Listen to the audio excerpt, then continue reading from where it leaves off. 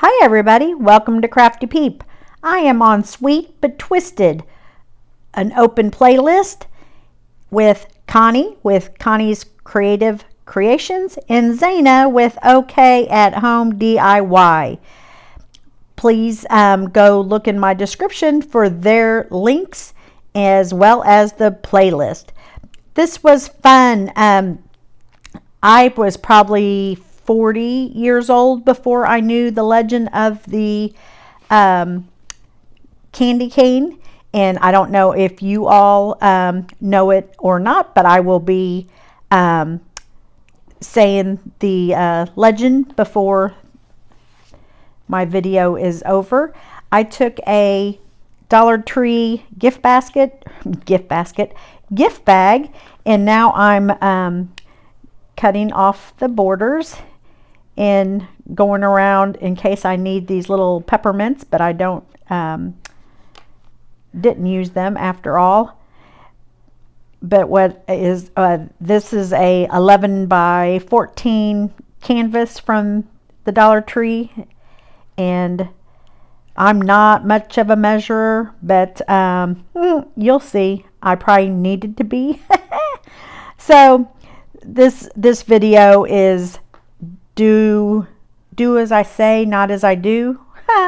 So do whatever. If you are an exact person, then by all means measure it off. I should have used painter tape, and that would have solved all my problems. But you know, like I've said before in my videos, I make it hard on myself.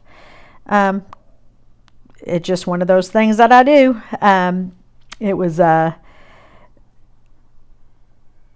just a crazy day. So I did not want to miss out on being in this playlist with Connie and Zana and the others. So I whipped this out, and I'm sure glad I did. I am going to be having a pop-up show with a couple other crafters. So I will be selling this. I've done quite well with Crafty Peep Creations on Etsy, but I probably am not going to put any of my December crafts because I have a few pop-ups, and it's kind of crazy to keep the Etsy shop updated but also do local events. So that's what I've decided to do for the rest of this year. So I'm using Crimson Waverly. I am a Plaid ambassador. I love using the Waverly chalk paint. You will see me, I think I sprayed about 5 squirts of water and shook it up because chalk paint is a little bit thick, and when it sits there, I just like the easier movement of the paint when I add a little bit of water. Using my heat gun to paint in between the layers of paint. And there again, if I do end up selling this, I probably will paint the back white because a lot of red paint got back there. So, oh, yep, there it happened to me again. For some reason, my Mod Podge nozzle does not stay cleaned out. So I opened it up and I accidentally poured a whole bunch on there. So just Mod Podged it, stuck it on there, used my brayer, I guess, to get any bubbles out, and then went back with white paint, Waverly white paint, and did the stripes over where my red bled into the white a little bit. But I'm just real pleased with how this turned out. There I go, give it a second coat. Some of the red was not dry, so of course it turns a little pinkish on you, so I had to do a couple layers of the white. And now I'm using the pom-pom balls from Dollar Tree, or I call them dingleberries. And I was pleased that several of my destashers sent me red, white, and green. so I have plenty to use. And when I'm doing the lines of the glue gun, I had a huge smile at myself because thank gosh, God did not make me a surgeon, because you think just going across would be pretty easy, but no, not when it's been a hectic day like today has been. It was crazy. So added red and white. Here I'm adding a little simple red and white bow, and the first bow I did not cut it right for the dovetails, so I'm showing you how to do it correctly. I fold it onto itself and then cut the dovetails at the same time, and that just gives it a finished little look. And it's a very simple little bow, and I add a white button from Walmart and then a little jute backing. This would look cute if you do paint the back to be in an easel or a back splash area. There it is. I just think that just turned out adorable.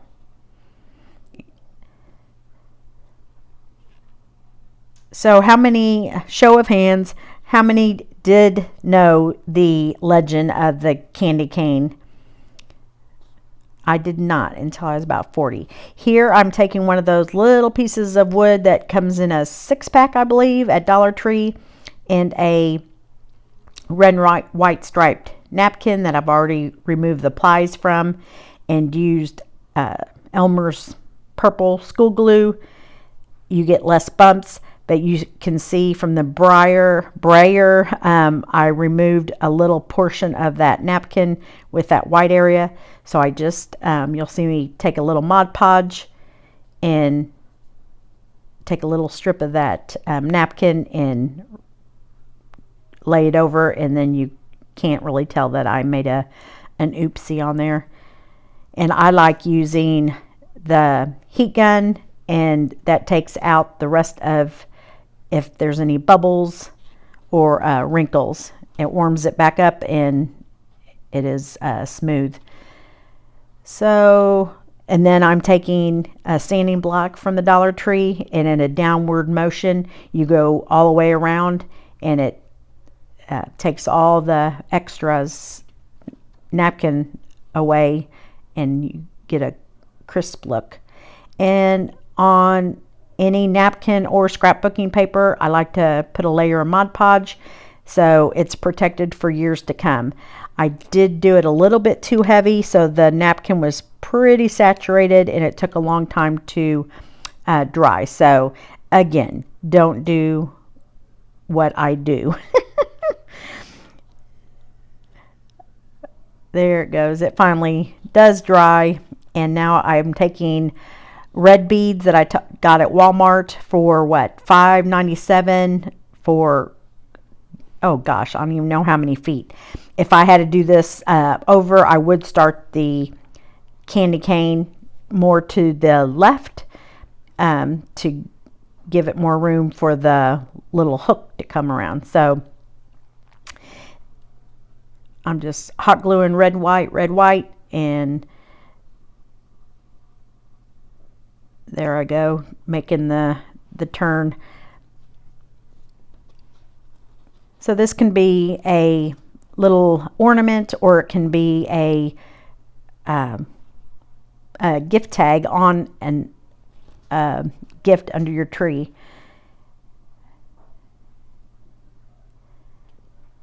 Or a shelf leaner, or a tier tray. Up to you. Let me see. Oh, I add a little white pom-poms. And then I add a red and white ribbon. And there again, I probably will go ahead and paint the back. But if you use it as an ornament, you would not need to at all. I got this peppermint garland at the Dollar Tree. I thought it was just too cute, and I thought it would look cute up there, but it was just too flimsy. So I might use some cardstock and glue some and make some ornaments that way. So I just add some little white dingleberries and gives it a little finished look, and I was real happy with that. And that's how it turned out. All right, for this last ornament, I encourage all of you all, if you have grandkids or kids, to go to Walmart and get these Chanel sticks, and you take 8 of them, 4 white, 4 red, and you'll have to start it out for them, and you'll have to finish it for them because those little, you know, wires don't feel good. So just let them twist with you to make the candy cane, and it is a great thing to drop off at a nursing home, or if your brownies, Girl Scouts, Boy Scouts need some what's it called, you know, to do a project. These would be great to do as a group and take to a nursing home. Or if you're a Sunday school teacher, have a class do them and drop off at the nursing home. Just so people that sometimes they don't even have one visitor, they can have a little spirit of Christmas during the holidays. So I don't know. Yeah, I think I showed you what I started with. I think I started with 6, and that wasn't quite looking like a peppermint, so or a candy cane, so I did it with 8, and it improved immensely. So let me read the legend. Look at the candy cane. What do you see? Stripes that are red like the blood shed for me. White is for my Savior, who's sinless and pure. J is for Jesus, my Lord, that's for sure. Turn it around, a staff you will see. Jesus, my shepherd, was born for me. Isn't that awesome? Somebody gave me that on a Christmas card years ago, and I just loved it, and I called her the next day and said, I've never heard of that. And now, since then, I've heard about it all the time now. So I make 2 of these, and I don't know where my son made it, but it is still, he is 27, and it is still on his tree that I put up for my kids and my son in heaven. So they are very durable and inexpensive to make. So I encourage y'all to get out there with your kids and your grandkids to make this fun little craft.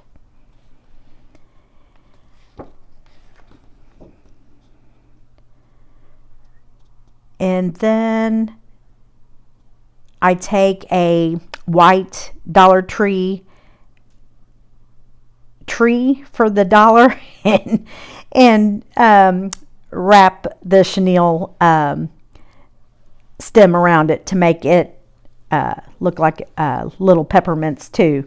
So that was cute way to make some candy canes as well, and would be so easy to make several of them and just put them on top of your presents this year, or like I said, drop them off at a nursing home. And if you have time and COVID doesn't prohibit visitors, to go take them around, take 2 to each room. They would just love that. Here's 2 candy canes that I bought at Dollar Tree. One has snowflakes on it, the other one does not.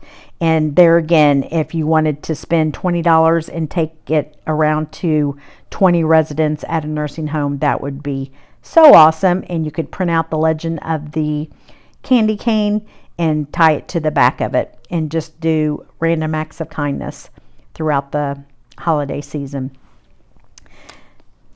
There's the little tree I was telling you about. I have I picked up a couple more this year, and I have a couple green ones from last year, and I've seen lots of crafters use about 3 of them to make a tablescape with them. Turns out really nice. So I will be on a Joy of Journaling collab tomorrow night. So come over to YouTube to CRAFTY PEEP, CRAF-T PEEP. And then this weekend on Sunday, December 5th, I will be in a collaboration. It's called Craft Down to Christmas Craft Collaborations event. And I will be on Sunday at 9 p.m. Central Time. So I would love, that is on Facebook.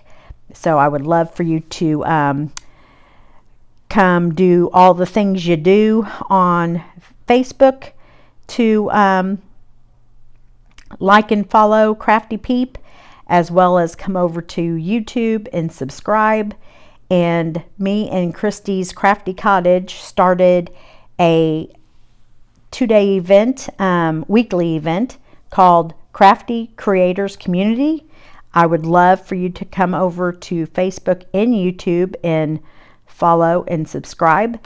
And we are on every Tuesday and Wednesday night. Tuesday night we are on Facebook. Wednesday night we are on YouTube. So I know that's a lot of information, but you can freeze your video and screenshot it. There is our lineup for tomorrow night, as well as Wednesday. Would love, love, love for you to come over and follow all of our wonderful crafters. There is Rowdy the Rooster for all the males that come into the Peep Coop. And there is the Craft Down to Christmas that I was telling you about. And until next time, sweet peeps, stay crafty.